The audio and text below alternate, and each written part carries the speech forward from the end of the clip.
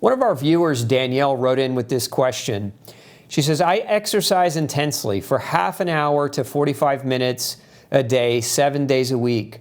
I just wondered about when you hear heavy exercise is actually stressful for your body.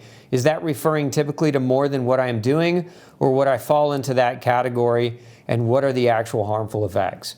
So a question about exercise and exercise intensity. I think it's important to understand that one of the aspects with exercise is you can exercise intensely. There's actually a great form of exercise called high intensity interval training.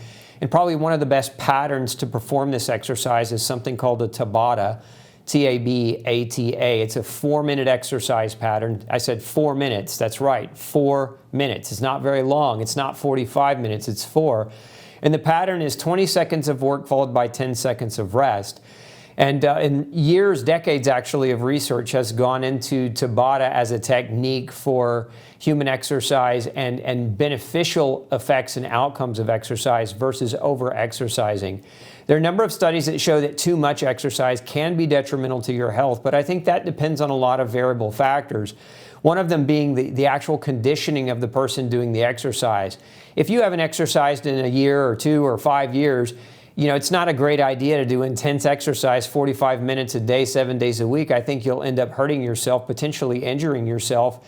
And you've got to let your body time to adapt to the movement. You've got to allow your muscles time to adapt to it. So I think exercise, we can look at it differently for different people based on the level of physical fitness they're in or that they're at. So the other thing we have to consider is how you feel. If you feel good exercising 30 to 45 minutes a day, 7 days a week, and your body's not breaking down on you and you're not overtraining, you're not so sore that you can't walk, and your nutrition and your sleep are sound and you're recovering well, I think you're probably going to be just fine.